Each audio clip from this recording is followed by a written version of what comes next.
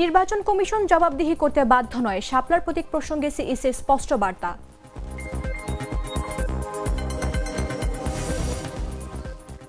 সপ্তাহের ব্যবধানে বাজারে কমেছে শাকসবজির দাম, বাজার স্থিতিশীল রাখতে বাজার মনিটরিং এর দাবি ক্রেতাদের। বন্ধ হলো চাঁপাইনবাবগঞ্জ, রাজশাহী ও নাটোর থেকে ঢাকাগামী বাস চলাচল বন্ধ।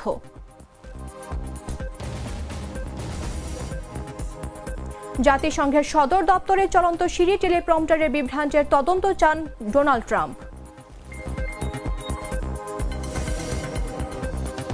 এবং গাজায় গণহত্যার প্রেক্ষিতে ইসরায়েলকে আন্তর্জাতিক ফুটবলে নিষিদ্ধ চায় উয়েফা।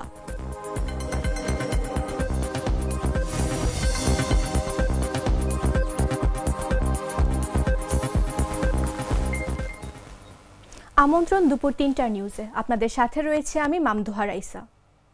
বদলে ফেলেছে, এবার আপনিও বদলে ফেলুন, একবার প্রাণ গুঁড়া মশলা ব্যবহার করেই দেখুন। মিলছে না জাতীয় নাগরিক পার্টির বহু প্রতীক্ষিত শাপলার প্রতীক। নির্বাচন কমিশনের প্রজ্ঞাপনে ১১৫টি সংরক্ষিত প্রতীকের মধ্যে নেই এনসিপির কাঙ্ক্ষিত শাপলা। প্রধান নির্বাচন কমিশনার এএমএম নাসির উদ্দিন স্পষ্ট জানিয়েছেন, এই সিদ্ধান্ত কমিশনের নিজস্ব এবং এর ব্যাখ্যা দেয়া হবে না। পাশাপাশি পিআর পদ্ধতি না থাকায় এটি নিয়ে ইসি ভাবছে না বলেও সাফ জানিয়ে দেন প্রধান নির্বাচন কমিশনার। তবে দেশের স্বার্থে সব রাজনৈতিক দল ঐক্যমত্য হবে বলে আশা সিইসির। রাকিব হাসানের পাঠানো তথ্যচিত্রের বিস্তারিত জাগর এক্স রিপোর্টে। রাজনৈতিক দল গঠনের পর থেকে জাতীয় নাগরিক পার্টির প্রধান চাওয়া শাপলা প্রতীক। সাদা শাপলা, লাল শাপলা কিংবা কেবল শাপলা, কোনো একটিকে নির্বাচনী প্রতীক হিসেবে পেতে আবেদন করে আসছিল দলটি, কিন্তু নির্বাচন কমিশনের পক্ষ থেকে এই বিষয়ে ইতিবাচক কোনো সাড়া মেলেনি।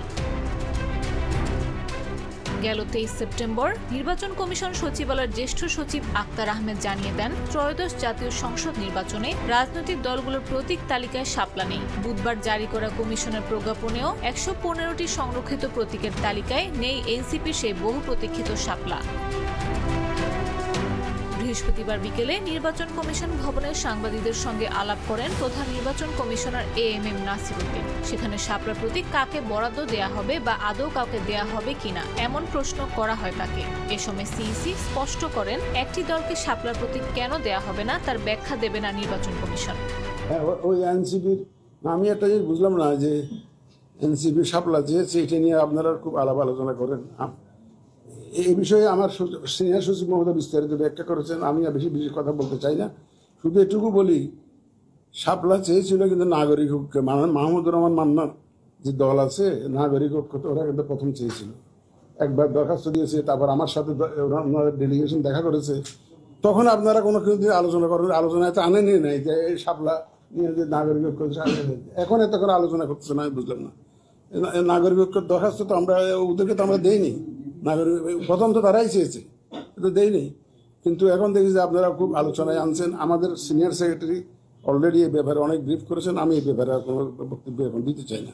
শাপলা প্রতীক সহ নিবন্ধন বিষয়ে এনসিপি নেতাদের আক্রমণাত্মক মন্তব্যে ইসি শঙ্কিত নয় বলে মন্তব্য করেন প্রধান নির্বাচন কমিশনার। এরপর সিইসির কাছে জাতীয় পার্টির অংশগ্রহণের বিষয়ে জানতে চান সাংবাদিকেরা। এ প্রসঙ্গে জাতীয় পার্টি বললে বিভ্রান্ত হন উল্লেখ করে তিনি বলেন, লাঙ্গলের দাবিদার একাধিক।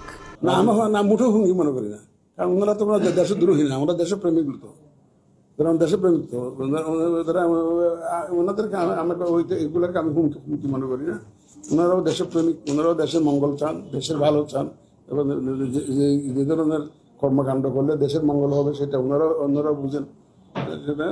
আমি ওইটাকে কোনো দেশের জন্য হুমকি মনে করি না, আমাদের জন্য কোনো হুমকি মনে করি না। এ সময় আগামী জাতীয় নির্বাচন আয়োজনের জোর প্রস্তুতি, প্রবাসীদের অংশগ্রহণ সহ নানা বিষয়ে দীর্ঘ আলাপ করেন সিইসি। তিনি বলেন, আগামী বছরের ফেব্রুয়ারিতে জাতীয় নির্বাচন আয়োজনের জোর প্রস্তুতি নিয়ে নির্বাচন কমিশন কাজ করছে। এবং আমাদের মাননীয় প্রধান উপদেষ্টা এখন নিউ ইয়র্কে আছেন, আপনি দেখতেছেন যে যার সাথে দেখা করছেন তাকেই বলছেন যে আমি ফেব্রুয়ারিতে নির্বাচন হবে, আমি গণতান্ত্রিক ক্ষমতা হস্তান্তর করতে চাই এবং একটা সুন্দর নির্বাচন, ঐতিহাসিক নির্বাচন দিতে চাই। আইন অনুযায়ী ভোট চলমান পদ্ধতিতে হবে উল্লেখ করে সিইসি বলেন, আরপিওতে পিআর পদ্ধতি না থাকায় এটি নিয়ে ভাবছে না ইসি। এছাড়াও দেশের স্বার্থে সব রাজনৈতিক দল ঐক্যমত্য হবে এমন আশা ব্যক্ত করেন সিইসি। ভোট তো আমাদের আরপিওতে যা আছে সেই পদ্ধতিতে, পিআরটা তো আরপিওতে তো নাই, আমার সামনে তো আরপিও, আমি তো আমাকে যদি আরপিওটা বদলাইয়া যদি এটা অন্য একটা আর দিয়ে দেয় তাহলে এটা আর আইন না বদলাইলে তো পারি না আমি। নাফিস আব্দুল্লাহ, জাগো নিউজ। ফেব্রুয়ারি নির্বাচন, শাপলার প্রতীক আর পিআর পদ্ধতি নিয়ে সিইসির মন্তব্যের বিষয়ে আলোচনার জন্য আমাদের সঙ্গে স্টুডিওতে উপস্থিত আছেন জাগো নিউজের রিপোর্টার রাকিব হাসান। রাকিব, স্বাগত আপনাকে। অসংখ্য ধন্যবাদ আপনাকে। রাকিব, এই যে আমরা যেমনটি দেখছি যে এই যে জাতীয় নাগরিক পার্টি শাপলার প্রতীক পাচ্ছে না এবং সার্জিস আলম কিন্তু হুঁশিয়ারি দিয়েছেন যদি শাপলার প্রতীক না পান তাহলে তারা আন্দোলনে নামবেন। হ্যাঁ, অন্যদিকে আবার জামাত পিআর পদ্ধতিতে আন্দোলনের দাবি করছেন। তো এই ব্যাপারে যদি জানতে চাই, জামাতের পিআর পদ্ধতির দাবি এবং এনসিপির প্রতীক বরাদ্দ নির্বাচন কি প্রভাব ফেলবে কিনা? অসংখ্য ধন্যবাদ। জাগো নিউজের আমাদের যারা দর্শক রয়েছেন তাদেরকে ধন্যবাদ জানিয়ে শুরু করছি। আমি একটু যদি বলি যে যে দাবিগুলো উঠছে এবং এই যে শাপলা প্রতীক চাওয়ার যে ব্যাপারটি, এটি কিন্তু এর আগেও আমরা দেখেছি যে তারা বেশ কয়েকবার তারা দাবি তুলেছেন এবং এটি নিয়ে বিভিন্ন বিতর্ক ছিল। তো পরবর্তীতে তারা এনসিপির পক্ষ থেকে বলা হয়েছে লাল শাপলা, সাদা শাপলা যে কোনো একটা হয়তো এভাবে পরিবর্তন করে দেয়া যায় কিনা এমনভাবে দাবি তারা করেছিল। কিন্তু আরপিওতে যেসব আপনি জানেন যে গত বুধবার একটি গ্যাজেট প্রকাশ করা হয়েছে যেখানে কিনা 115টি প্রতীকের কথা বলা হয়েছে, সেখানে শাপলা প্রতীকটি নেই। তবে এই শাপলা প্রতীকের জন্য তারা এখন যেটি আমরা দেখছি যে রাজপথে নামার হুঁশিয়ারি দিয়েছে। তবে গতকালকে নির্বাচন কমিশনে যখন সাংবাদিকদের সঙ্গে প্রধান নির্বাচন কমিশনের কথা বলছিলেন, তখন আমরা তার কথায় অন্যান্য আগের যে বক্তব্য, তার বক্তব্যে আমরা গতকাল একটু মনে হচ্ছিল যে একটু মনে হয় সহনীয় মাত্রায় হয়তো আগামীতে শাপলা প্রতীক যুক্ত হলেও হতে পারে বলে আমাদের কাছে মনে হয়েছে। এর কারণ আপনি যদি বলেন যে কারণ কি, কারণ হচ্ছে তারা কিন্তু বলেছে যে অতীতে এর আগে শাপলা প্রতীক চেয়েছিল নাগরিক ঐক্য নামে একটি রাজনৈতিক দল, যেটি কিনা মাহমুদুর রহমান মান্না, ওনারা বর্তমানে কেতলি প্রতীকে রাজনীতি করছেন, নির্বাচন করেছেন। তো তারা যেটি বলছেন যে এর আগে শাপলা প্রতীক চাওয়া হয়েছিল, তখন তাদেরকে দেয়া হয়নি, তাই এবারও দেয়া হবে না, এমনটাই সাফ জানিয়ে দেওয়া হয়েছে। যেহেতু তারা পরবর্তীতে আবারও ইমেইলের মাধ্যমে এনসিপির পক্ষ থেকে এই শাপলা প্রতীকটিকে গেজেটভুক্ত করার জন্য তারা দাবি জানিয়েছেন, সুতরাং এটি নিয়ে যেহেতু তোড়জোড় আলোচনা চলছে সর্বমহলে রাজনৈতিক অঙ্গনে, সেই ক্ষেত্রে তারা বলছেন যে আমরা প্রতীক যে দেব না ব্যাপারটা এরকম না, হয়তো তাহলে আমরা এটা ভবিষ্যতে যুক্ত করা যায় কিনা এ নিয়ে হয়তো ভেতরে আলোচনা চলতে পারে বলে আমরা মনে করছি। আর পিআরের বিষয় যদি আমি বলি যে পিআর আসলে জানেন যে বাংলাদেশের রাজনীতিতে এই পিআর পদ্ধতির নির্বাচন বা পিআর পদ্ধতি সম্পর্কে বাংলাদেশের মানুষ এখনও কিন্তু অবগত না। কিছুদিন আগেই একটা সংবাদ দেখলাম যে এখানে কিনা বলা হচ্ছে যে সাধারণ মানুষের পক্ষ থেকে একটা জরিপে বলা হচ্ছিল যে সাধারণ মানুষ পিআর সম্পর্কে কত % মানুষ জানে। সেখানে আমরা দেখি যে প্রায় 40% মানুষের মতো পিআর সম্বন্ধে কিছুটা তথ্য তারা পেয়েছেন। এখনও 60% মানুষ কিন্তু পিআরের পদ্ধতি সম্পর্কে তারা অবগত না। তো এই পিআর পদ্ধতি মানুষের কাছে দাঁড়ে যেন পৌঁছে দেওয়া যায়, সেক্ষেত্রে জামাত ইসলাম কাজ করছে। তারা পিআর পদ্ধতিতে যেহেতু নির্বাচন করতে চাচ্ছেন, তাই তারা তাদের জায়গা থেকে কাজ করছেন। তবে পিআর পদ্ধতি যেহেতু বাংলাদেশে একেবারেই প্রথম, সুতরাং এই পিআর পদ্ধতিতে আমরা শুনছিলাম যে উচ্চ কক্ষ পার্লামেন্টে হয়তো পিআর পদ্ধতি হতে পারে, নিম্ন কক্ষে পিআর সমসাময়িক যে পদ্ধতি সেই পদ্ধতিতে হবে। তো আমরা মনে হয় একটি উচ্চকক্ষে পিআরের মাধ্যমে নির্বাচন করে এটা শুরু করা যেতে পারে। তাহলে সেই ক্ষেত্রে সকল দলকেই হয়তো সমঝোতায় আনা সম্ভব হবে। কিন্তু একেবারেই যদি পিআর না দেয়, সেই ক্ষেত্রে হয়তো রাজনৈতিক অঙ্গন আরও অস্থির হতে পারে। পাশাপাশি নির্বাচন নিয়েও এক ধরনের শঙ্কা, বা যদি আন্দোলন হয় সেক্ষেত্রে নির্বাচন পেছানো, বিভিন্ন রকমের কিন্তু চ্যালেঞ্জ থাকতে পারে। তবে পুরো নির্বাচনটাই পিআরের পক্ষে সাধারণ মানুষ কিন্তু এখনও চাচ্ছে না, রাজনৈতিক দলগুলো চাওয়া থাকলেও। তবে এবং আপনি জানেন যে বৃহৎ রাজনৈতিক দল বিএনপি, তারা কিন্তু একেবারেই পিআরের বিপক্ষে কথা বলছেন। তারা বলছেন যে পিআরের মাধ্যমে যদি নির্বাচন হয় সেক্ষেত্রে পতিত যে সরকার, সেই সরকার হয়তো আবারও ফিরে আসার পথ সুগম হতে পারে বলে তারা ধারণা করছেন। আচ্ছা, তাহলে এনসিপি নেতাদের দাবি হচ্ছে আইনগত বাধা না থাকা সত্ত্বেও কোনো রাজনৈতিক চাপের কারণে শাপলা প্রতীক দিতে নির্বাচন কমিশন সাহস পাচ্ছে না, অথচ সিএসএ বলছে যে নির্বাচন কমিশন কারো কথায় চলে না। এই যে পাল্টাপাল্টি বাগবিতণ্ডা, এটাতে কি আসলে নির্বাচন কমিশনের নিরপেক্ষতা নিয়ে প্রশ্ন উঠছে কিনা? নির্বাচন কমিশনের নিরপেক্ষতা নিয়ে আসলে প্রশ্ন আমরা এখন পর্যন্ত যেটা দেখছি যে আসলে নির্বাচন কমিশন উভয় সংকটে রয়েছেন, এক প্রকার উভয় সংকটে রয়েছেন। তারা যেটি বলছেন যে গতকাল আমরা এই যে রাজপথে নামার যে হুমকি বা নির্বাচন হতে দেওয়া হবে না কিংবা নির্বাচন শাপলা প্রতীক ছাড়া নির্বাচনে যাবে না, এইটি নিয়ে কিন্তু তারা বলছেন যে পিআর ছাড়া নির্বাচন হবে না কিংবা আন্দোলন, এটি আসলে বাংলাদেশের রাজনীতির জন্য বিপজ্জনক বলে কিন্তু অনেকেই মন্তব্য করছেন কিংবা বলছেন। এবং এইটি কিন্তু আমরা নির্বাচন কমিশনের কাছে প্রশ্ন করা হয়েছিল যে এমন যে ঘোষণা দেওয়া হচ্ছে আন্দোলনের কিংবা এক ধরনের নির্বাচন কমিশনের বিরুদ্ধে যে চ্যালেঞ্জ ছুড়ে দেওয়া হয়েছে সেটি নিয়ে নির্বাচন কমিশন ভীত কিনা এটি জানতে চাওয়া হয়েছিল। তো নির্বাচন কমিশন যেটি বলেছেন যে এই এনসিপি জাতীয় নাগরিক পার্টি হচ্ছে অভ্যুত্থানের একটি শক্তি এবং তারা যেহেতু দেশকে নিয়ে ভাবে, দেশপ্রেমিক, সুতরাং তাদের যে বক্তব্য তারা রাজনৈতিকভাবে দিয়েছেন, এটি নিয়ে নির্বাচন কমিশন মোটেও বিচলিত না। এবং তারা যেটি পাশাপাশি বলছেন যে তাদের চাওয়া পাওয়ার প্রতি নির্বাচন কমিশনের সম্মান রয়েছে এবং তারা এটাও বিশ্বাস করেন যে এই নতুন যে রাজনৈতিক দল এনসিপি তারা কোনো রকমের কোনো চাপ বা কোনো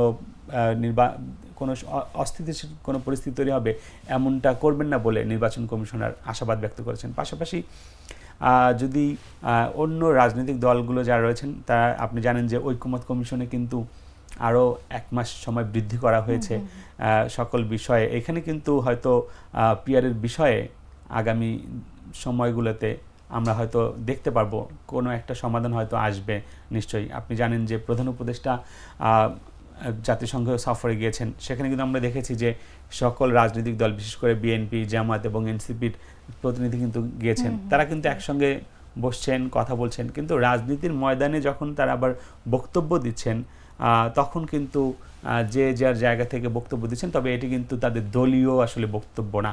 দলীয় প্রধান যিনি রয়েছেন বিএনপির, তিনি কিন্তু সহনশীল রাজনীতি এবং পারস্পরিক বন্ধুত্ব এবং সৌহার্দ্যপূর্ণ রাজনীতির কথা বলে আসছেন। সুতরাং আমরা মনে করছি এখন পর্যন্ত হয়তো নির্বাচন কমিশনের প্রতি চাপ আসবে না এবং যথাসময়ে নির্বাচন কমিশন তার যে ভোট গ্রহণের যে প্রস্তুতি নিয়েছেন সে সময় ভোট হবে। আচ্ছা, এই পর্যায়ে যদি আপনার কাছে জানতে চাই যে আগামী জাতীয় নির্বাচন আয়োজনের প্রস্তুতি, প্রবাসীদের ভোটাধিকার এবং চলমান ভোট ব্যবস্থার মধ্যে কি কি চ্যালেঞ্জ বা সুবিধা আসলে থাকতে পারে বলে আপনার মনে হয়?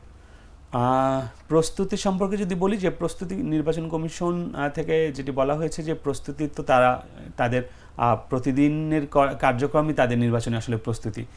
আপনারা জানেন যে গ্যাজেট প্রকাশ হয়ে গেল, এটিও কিন্তু নির্বাচনের প্রস্তুতির একটি অংশ এবং নতুন যে দলগুলো নিবন্ধন সেগুলো নিবন্ধন হয়ে যাবে এবং আগামী মাসের মধ্যেই হয়তো এই যে প্রতীক বরাদ্দ এগুলো কিন্তু আস্তে আস্তে শুরু হয়ে যাবে।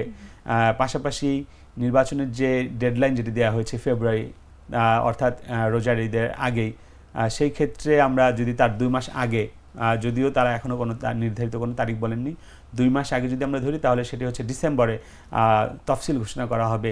সব মিলিয়ে বলা যায় যে নির্বাচনের প্রস্তুতি সম্পূর্ণরূপে চলছে। সরঞ্জামাদি কেনা থেকে শুরু করে রাজনৈতিক দলগুলোর সঙ্গে সংলাপে বসা, পাশাপাশি নির্বাচনে যারা স্টেক হোল্ডার রয়েছে, সংবাদকর্মী, বিভিন্ন সুশীল সমাজ যারা রয়েছেন, যারা পর্যবেক্ষক যারা রয়েছেন, নির্বাচন চলাকালীন সময় যারা পর্যবেক্ষণ করবেন তাদের সঙ্গে কথাবার্তা চলছে এবং অনেককেই আমরা জানি যে আগামী মাসেই রাজনৈতিক দলগুলোর আগে বিভিন্ন সামাজিক সংগঠন, বিভিন্ন নির্বাচনী সংস্থা যারা রয়েছেন তাদের সঙ্গে নির্বাচন কমিশন বসবেন। পাশাপাশি চ্যালেঞ্জের কথা যদি বলি, যে চ্যালেঞ্জ তো আসলে রয়েছেই, এত বড় একটা কর্মযজ্ঞ। আপনি জানেন যে বর্তমান যে প্রশাসন, সেই প্রশাসন তো আমরা দেখছি যে এই অস্থিতিশীল যে পরিস্থিতি সেটি এখন যে চলছে, আইনশৃঙ্খলা বাহিনীর যে অস্থিতিশীল পরিস্থিতি, এটি কিন্তু নিয়ন্ত্রণে কাজ করছে। পাশাপাশি নির্বাচন কমিশন থেকেও বলা হচ্ছে যে নির্বাচনের আগেই অন্য আরও যেসব কাজ রয়েছে এই নির্বাচনী পরিবেশ তৈরি করার জন্য সেটি গ্রহণে কাজ করছে এবং যারা কর্মকর্তা যারা রয়েছেন তাদেরও কিন্তু নির্বাচনের জন্য প্রশিক্ষণ দেওয়া হচ্ছে। সুতরাং যেসব চ্যালেঞ্জ রয়েছে চ্যালেঞ্জ থাকবেই এবং চ্যালেঞ্জগুলো মোকাবেলার জন্য নির্বাচন কমিশন কাজ করে যাচ্ছে। আশা করি হয়তো খুব দ্রুতই এর ফলাফল আমরা দেখতে পাবো। আচ্ছা, দেশের স্বার্থে সব রাজনৈতিক দল ঐকমত্য হবে বলে আশা ব্যক্ত করছেন সিইসি। হ্যাঁ, তো আসলে কি রাজনৈতিক দলগুলো ঐকমত্যে আসতে পারবে কিনা, বা যদি আসেও তাহলে ফেব্রুয়ারিতে জাতীয় নির্বাচনের কি সম্ভাবনা বা নির্বাচনে কি প্রভাব ফেলতে পারে এ বিষয়ে একটু আপনাকে জানাই যে আসলে দেখেন এই দলগুলোই কিন্তু ৫ তারিখের আগে একসঙ্গে রাজপথে আন্দোলন করেছে। অর্থাৎ তাদের মধ্যে কিন্তু একসময় একটা ভালো ভ্রাতৃত্ববোধ, একটা পারস্পরিক শ্রদ্ধাবোধ ছিল। কিন্তু ৫ তারিখের পর আমরা যেটি দেখলাম যে রাজনীতির মাঠে তো দুইটা পক্ষ দরকার। তো দুইটা পক্ষের মধ্যে এখন সব তো আসলে যদি কোনো মতভেদ যদি না থাকে তাহলে সেই ক্ষেত্রে তো আসলে রাজনীতি হয় না। সুতরাং আওয়ামী সরকার যেহেতু বাংলাদেশে এখন এই মুহূর্তে নাই, বা আওয়ামী লীগের যে দল কিংবা জাতীয় পার্টির কথাও যদি বলি, তারা যেহেতু এখন মাঠে নাই, রাজনীতির মাঠে নাই, সুতরাং স্বাভাবিকভাবেই কিন্তু বিএনপির প্রতিপক্ষ হিসেবে জামায়াতে ইসলাম এখন তৃতীয় বৃহত্তম দল এবং প্রতিপক্ষ, শক্ত প্রতিপক্ষ বলা যায়। সুতরাং আমরা যদি বলি যে এই যে কথার যে লড়াই চলছে এটি মূলত রাজনৈতিক কারণেই চলছে, এবং এটি নিয়ে আসলে খুব বেশি বিচলিত হওয়ার কিছু নাই। এবং তারা দিন শেষে আমরা কিন্তু দেখছি যখন কিনা মাঝে মাঝে আমরা ঝটিকা মিছিল দেখছি আওয়ামী লীগের, তখন কিন্তু আবার সব এই বিএনপি এবং জামায়াতে ইসলাম এবং এনসিপি সবাই কিন্তু একত্রে কিন্তু আবার সেই মিছিল প্রতিহত করছেন, কিংবা অন্যান্য যে কোনো ক্ষেত্রে কিন্তু আমরা দেখছি যে তারা আবার এক হয়ে যাচ্ছেন। অর্থাৎ নির্বাচন, সুষ্ঠু নির্বাচন বা দেশকে স্থিতিশীল রাখতে, কিংবা অতীতে যে সরকার ছিল ফ্যাসিস্ট, বলা হচ্ছে যে ফ্যাসিস্ট সরকার, তারা যেন আবার ফিরে আসতে না পারে, সেই ক্ষেত্রে কিন্তু তারা আবারও প্রয়োজনে এক হয়ে যাবে। তো নির্বাচনকে কেন্দ্র করেই মূলত প্রতিপক্ষ এই কথার লড়াই চলছে এবং এটাই চলবে, এটাই রাজনীতির সৌন্দর্য। আচ্ছা, ধন্যবাদ রাকিব আপনাকে আমাদের সঙ্গে স্টুডিওতে সময় দেওয়ার জন্য। আপনাকে অসংখ্য ধন্যবাদ। দর্শক, কথা বলছিলাম জাগো নিউজের রিপোর্টার রাকিব হাসানের সঙ্গে। এবার যাচ্ছে অন্যান্য সংবাদে। অন্তর্বর্তী সরকারের প্রধান উপদেষ্টা অধ্যাপক ডক্টর মোহাম্মদ ইউনুস বলেছেন, বিদেশি বিনিয়োগ আকর্ষণে শ্রম সংস্কার অপরিহার্য। নিউ ইয়র্কে জাতিসংঘে আয়োজিত আলোচনায় ফেব্রুয়ারি নির্বাচনের আগেই ILO কনভেনশনের সঙ্গে সামঞ্জস্য রেখে সংস্কার বাস্তবায়নের অঙ্গীকার পুনর্ব্যক্ত করবেন তিনি। বিস্তারিত জাগর এক্স রিপোর্টে। অন্তর্বর্তী সরকারের প্রধান উপদেষ্টা অধ্যাপক ডক্টর মোহাম্মদ ইউনুস বিদেশি বিনিয়োগ আকর্ষণে শ্রম সংস্কারের গুরুত্বপূর্ণ ভূমিকার উপর গুরুত্ব আরোপ করেছেন। তিনি ফেব্রুয়ারির আসন্ন জাতীয় নির্বাচনের আগেই আন্তর্জাতিক শ্রম সংস্থা এর কনভেনশনের সঙ্গে সামঞ্জস্য রেখে মূল সংস্কার বাস্তবায়নের অঙ্গীকার পুনর্ব্যক্ত করেন।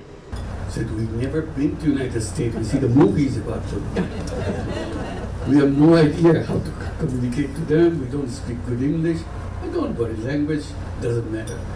If your message is good, you pick up language, they will pick up. বৃহস্পতিবার নিউ ইয়র্কে জাতিসংঘে বাংলাদেশের স্থায়ী মিশনে শ্রম অধিকার ও সংস্কার নিয়ে নৈশভোজের আলোচনা সভায় প্রধান অতিথির বক্তব্যকালে তিনি এসব কথা বলেন। প্রধান উপদেষ্টার উপপ্রেস সচিব আবুল কালাম আজাদ মজুমদার এই তথ্য জানান। তিনি জানান, উচ্চ পর্যায়ের এই নৈশভোজে কূটনীতিক, জাতিসংঘ কর্মকর্তা সহ বাংলাদেশের শীর্ষ রাজনৈতিক নেতারা দেশের শ্রম আইন, শ্রমিক অধিকার এবং চলমান সংস্কার কার্যক্রম নিয়ে আলোচনা করেন। বাংলাদেশের 3টি প্রধান রাজনৈতিক দলের নেতারা অংশ নিয়ে শ্রম ইস্যুতে উন্মুক্ত ও গঠনমূলক মত বিনিময় করেন।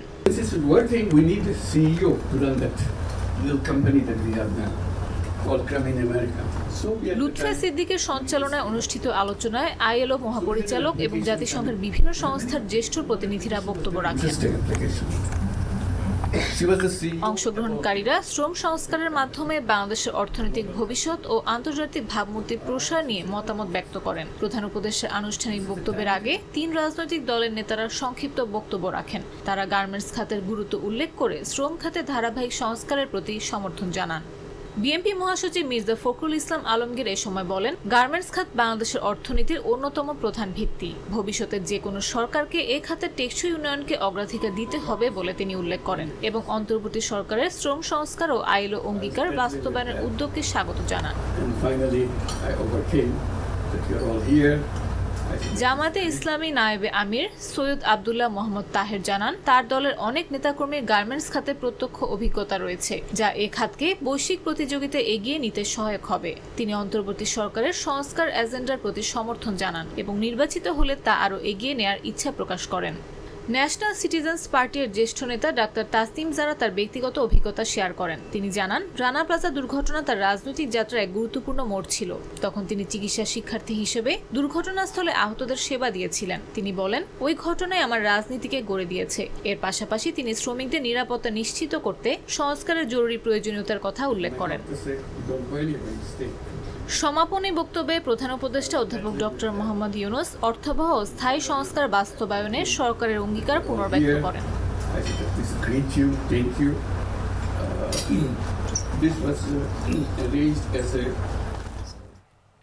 সপ্তাহের ব্যবধানে রাজধানীর বাজারগুলোতে কিছুটা কমেছে শাকসবজির দাম, পাশাপাশি খুচরা বাজারে ভোজ্য তেলের দাম বেড়েছে। তবে বেশ কয়েক মাস বাদে বাজারে চালের দাম সামান্য নিম্নমুখী। মূলত ভারত থেকে আমদানি বাড়ায় এ প্রভাব বলে জানিয়েছে বিক্রেতারা। শুক্রবার সকালে রাজধানীর বিভিন্ন বাজার ঘুরে এমন চিত্র দেখা যায়।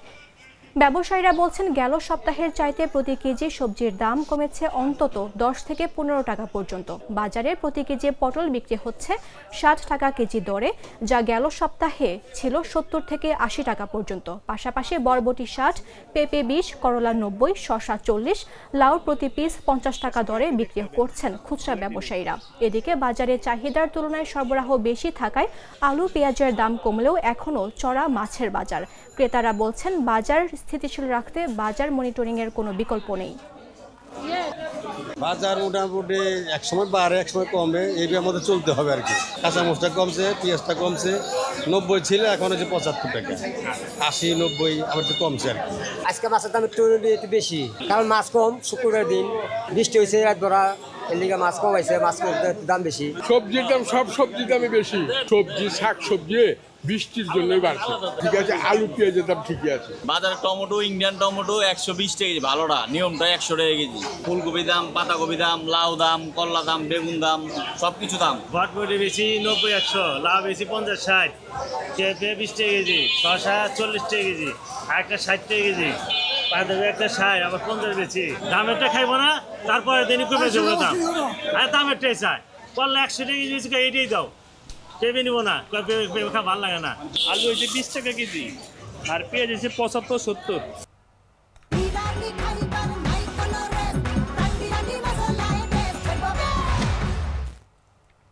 বঙ্গোপসাগরে সৃষ্টি হওয়া লঘুচাপ ঘনীভূত হয়ে সুস্পষ্ট আকার ধারণ করেছে। এর প্রভাবে সারা দেশে দমকা হাওয়া সহ বৃষ্টি ও বজ্রবৃষ্টির প্রবণতা বাড়বে বলে জানিয়েছে আবহাওয়া অধিদপ্তর। এর প্রভাবে আগামী 5 দিন রংপুর, খুলনা, বরিশাল, চট্টগ্রাম ও সিলেট সহ সব বিভাগেই বৃষ্টি হতে পারে। কোথাও কোথাও মাঝারি ধরনের ভারী বর্ষণ হওয়ার আশঙ্কা রয়েছে। শুক্রবার প্রকাশিত পূর্বাভাসে জানানো হয়, উত্তর পশ্চিম বঙ্গোপসাগর ও তৎসংলগ্ন পশ্চিম মধ্য বঙ্গোপসাগরে সৃষ্ট লঘুচাপ সুস্পষ্ট আকার ধারণ করেছে। বর্তমানে এটি উড়িষ্যা অন্ধ্র উপকূলের অদূরে অবস্থান করছে এবং আরও ঘনীভূত হওয়ার আশঙ্কা রয়েছে।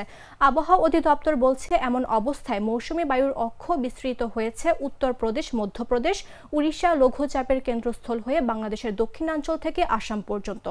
বর্তমানে মৌসুমী বায়ু বাংলাদেশের ওপর কিছুটা দুর্বল থাকলেও উত্তর বঙ্গোপসাগরে মাঝারি থেকে প্রবল অবস্থায় রয়েছে। পূর্বাভাস অনুযায়ী শুক্রবার সকাল থেকে রংপুর, খুলনা, বরিশাল, চট্টগ্রাম ও সিলেট বিভাগের কিছু জায়গায় এবং রাজশাহী, ঢাকা ও ময়মনসিংহ বিভাগের 2-1 জায়গায় দমকা হাওয়া সহ হালকা থেকে মাঝারি ধরনের বৃষ্টি হতে পারে।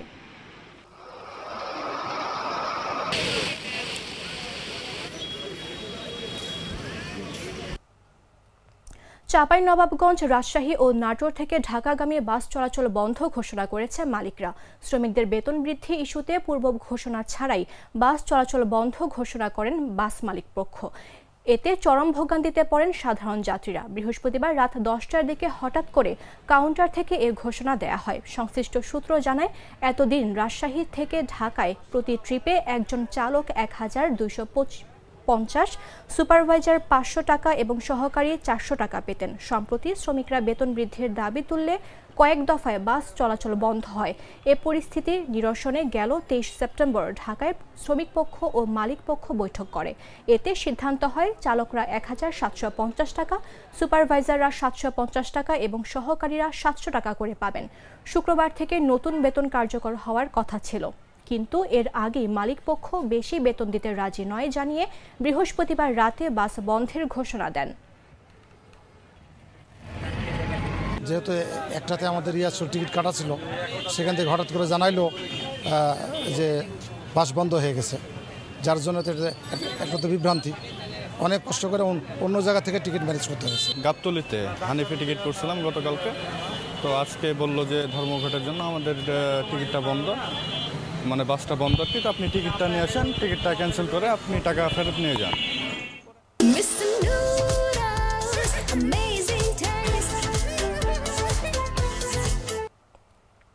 জানাবো আন্তর্জাতিক সংবাদ।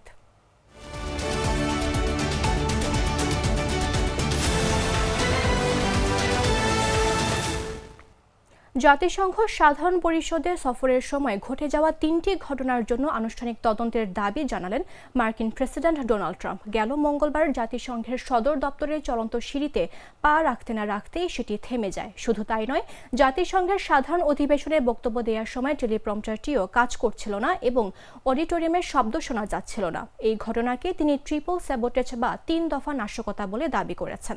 চলন্ত সিঁড়ি এবং টেলিপ্রম্পটারটি নষ্ট হয়ে যাওয়ার ঘটনায় কিছুটা রেগে যান ট্রাম্প এবং ওয়াশিংটন এ ঘটনাকে গুরুতর ঘটনা হিসেবে দেখছেন। হোয়াইট হাউস জানায় চলন্ত সিঁড়ি ইচ্ছাকৃতভাবে থামানো হয়েছিল কিনা তা খতিয়ে দেখার জন্য তদন্ত শুরু হয়েছে। ট্রাম্প সোশ্যাল মিডিয়ায় লেখেন, এটা কোনো কাকতালীয় ঘটনা নয়। জাতিসংঘে একসঙ্গে 3টি ভয়ঙ্কর ঘটনা ঘটেছে, তবে লজ্জিত হওয়া উচিত। তিনি জাতিসংঘ মহাসচিব অ্যান্তোনিও গুতেরেসকে চিঠি দিয়ে তাৎক্ষণিক তদন্তের দাবি জানানোর কথাও উল্লেখ করেন। তিনি আরও বলেন, যারা অ্যাক্সেলারেটরের ইমার্জেন্সি স্টপ বাটন টিপেছে তাদের গ্রেফতার করতে হবে এবং সিসিটিভি ফুটেজ সংরক্ষণ করা উচিত।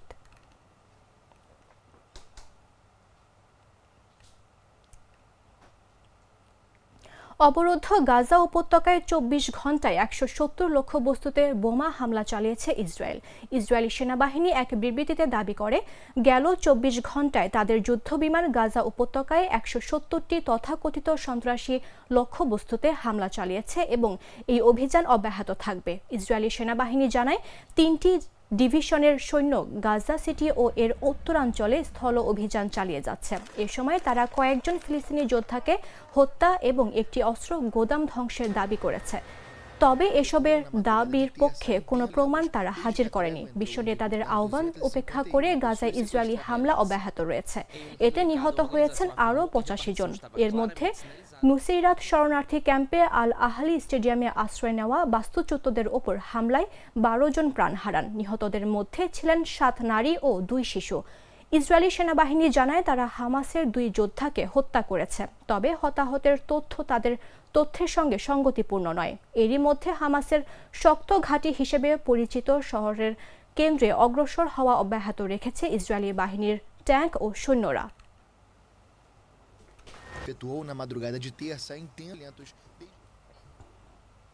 সংবাদ শেষ করব খেলার খবর জানিয়ে।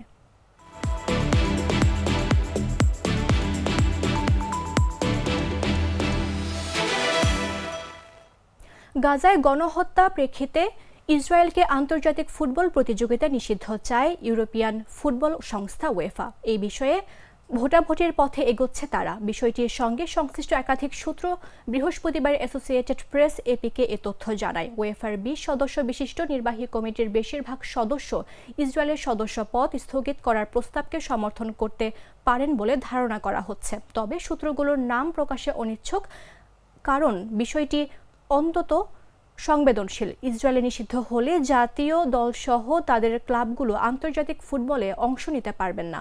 এর মধ্যে 2026 বিশ্বকাপ বাছাই পর্বের ম্যাচগুলোও রয়েছে। ইসরায়েলের পুরুষ দল আগামী 2 সপ্তাহের মধ্যে নরওয়ে ও ইতালির বিপক্ষে বাছাই ম্যাচ খেলতে যাচ্ছে। তবে এখনও নিশ্চিত নয় যে বিশ্ব ফুটবলের নিয়ন্ত্রক সংস্থা ফিফা এই নিষেধাজ্ঞা সমর্থন করবে কিনা, কেননা ফিফার প্রেসিডেন্ট জিয়ান্নি ইনফান্তিনো এবং মার্কিন প্রেসিডেন্ট ডোনাল্ড ট্রাম্পের বেশ ঘনিষ্ঠ সম্পর্ক রয়েছে।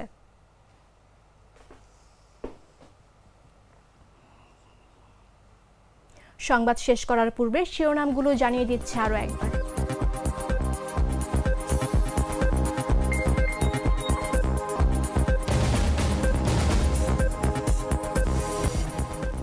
নির্বাচন কমিশন জবাবদিহি করতে বাধ্য নয়, শাপলার প্রতীক প্রসঙ্গে সিইসির স্পষ্ট বার্তা।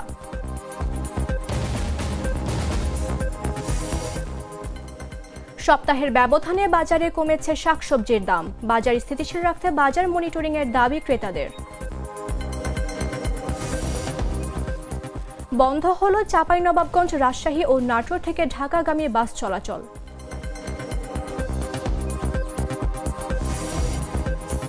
জাতিসংঘের সদর দপ্তরে চলন্ত সিঁড়ি টেলিপ্রম্পটারের বিভ্রান্তের তদন্ত চান ডোনাল্ড ট্রাম্প।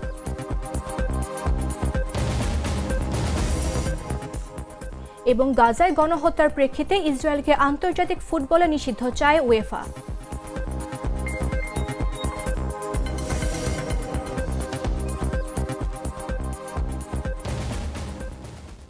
দর্শক, এই ছিল এখনকার মতো। প্রতি মুহূর্তে সর্বশেষ খবর জানতে ভিজিট করুন jagonews24.com। ফলো করুন আমাদের ভেরিফাইড ফেসবুক পেজ এবং সাবস্ক্রাইব করুন জাগো নিউজের ইউটিউব চ্যানেল। ধন্যবাদ সবাইকে।